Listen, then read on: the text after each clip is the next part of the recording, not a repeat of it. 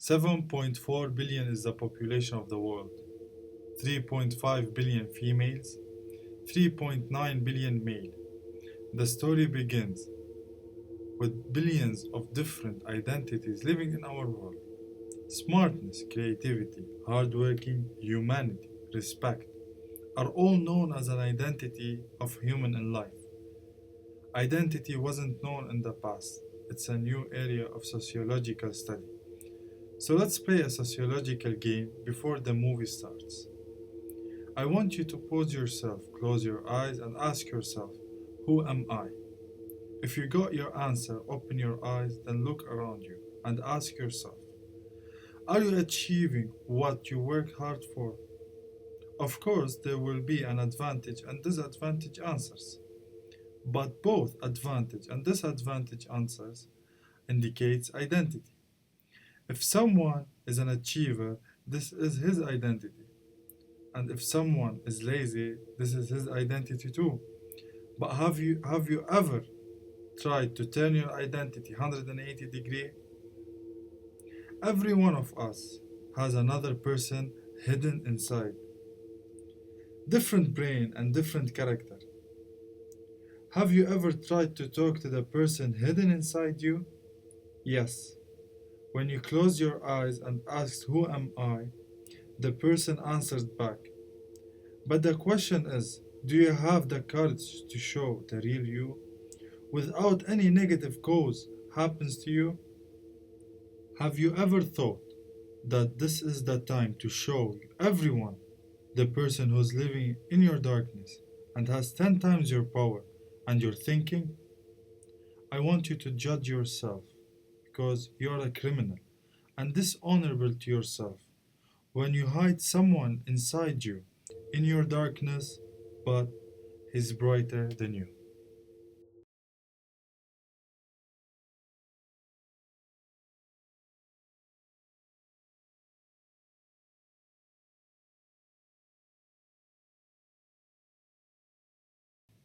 April 27th, 1948, Roxonville, New York. Does it seem a normal day to you? Well, not if a person like Frank Abagnale was born on that day. Can you believe that someone would have a net worth of $3 billion at an age of 21? Soon you will. Every event in our lives can cause a change in our identities. Frank's father became bankrupt and his mother asked for divorce. As a teenager, he dramatically became shocked of his parents' separation. On his 15th birthday, Frank's father opened for him a checking account with a balance of $15. Frank was inspired with the idea of a normal check being turned into money. He started his check trick at the age of 15, scratching the number on the check and changing his name. He turned his $15 into tenths of thousands. He had issues with the bank withdrawing his checks because he was unemployed and he was a random person who the bank can't trust. He sent an email to one of the American airlines saying, I'm a high school student and I have a school project related to airlines. He met with one of the executives in the company and Frank started asking random questions about pilot workfield. At the end of the meeting, Frank was able to get the executive expired license. He bought plenty of airplane company toys. Does anyone know why? He took off the logos of the company, stacked it to his checks, and started withdrawing money as a professional pilot. Frank wanted to pay his father's taxes and remove him from being bankrupt. He thought by doing this, his mother would return to his father and they will live together again as a happy family. Frank forged a doctor's certificate and started working as a doctor. Later on, he worked as a lawyer. The FBI started chasing him, and at the end, he was caught. He was sentenced to serve 12 years, but served less than 5. Why? Do you think he escaped? No, he didn't. The FBI started facing a new type of check fraudity and wanted to use Frank's experience in identifying the false checks. They offered him freedom in change of working for the FBI and fraud department. The most interesting part of his life is that he established Abagnale Security Company, which produced and sold checks fraudulently machines which were sold to banks all around the world.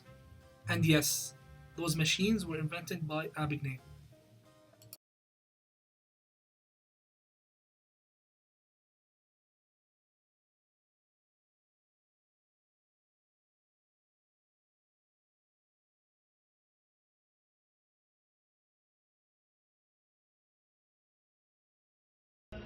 In the time of the Prophet, dignity, respect, and faith were gold characteristics, which is why him and his family were really respected. Imam Hussein is the grandson of the Prophet and is the leader after his father Ali bin Abi Talib and his brother Imam Hassan. He was killed because of Yazid's greediness for power and leadership. Imam Hussein stood up not only for Islam, but for humanity. He wanted a better life for his family, his friends, companions, and those who followed him. He didn't disgrace his dignity and his followers into giving up the true religion of Islam, the religion of his grandfather, Prophet Muhammad. He kept the message of Islam alive against Yazid's illegitimate ruling and tyranny by sacrificing himself. He didn't abandon anyone and neither his duties towards God. He had his dignity, and so with God's help, he maintained his dignity up until today. He is still remembered for what he stood for humanity, for Islam, and for the legitimate leadership that he inherited. If it hasn't been for what he'd done, we wouldn't be where we are today. Imam Hussein was and still is respected at large and is honored by millions around the world. Our pains will never be forgotten and our flags stand high representing this religion. As he said, death with dignity is better than a life of humiliation.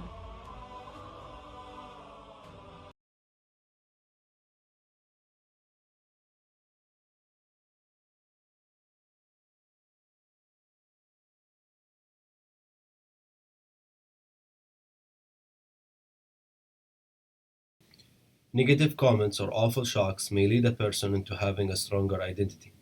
But for others, depressing life events will awaken the sleeping devil inside them, seeking for revenge. Can you imagine a 21 years old man causes a death for more than 16 million people? Well, it's Gavrilo Princip. Gavrilo Princip was born on the 25th of July 1894. Princip applied to enter the Serbian army, but he was refused due to his short stature. Gavrilo, he was not pleased about his refusal and thought of an idea to prove himself. Wondering what was his idea? He assassinated the Austrian royal prince and his spouse during their visit to Serbia. Austria declared war on Serbia. Russia got mad on Austria's decision. Germany got mad on Russia. France got mad on Germany. Germany went to fight France, but they entered the Belgian borders by mistake. Belgium and Britain got mad on Germany. Then the Ottoman Empire got mad from Belgium and Britain for declaring war on Germany. Then the United States, Italy, Greece, Romania, and Portugal did not like the Ottoman Empire's opinion. Then the World War I started 1914. More than 16 million people died. 8 million people missing. And 21 million people wounded.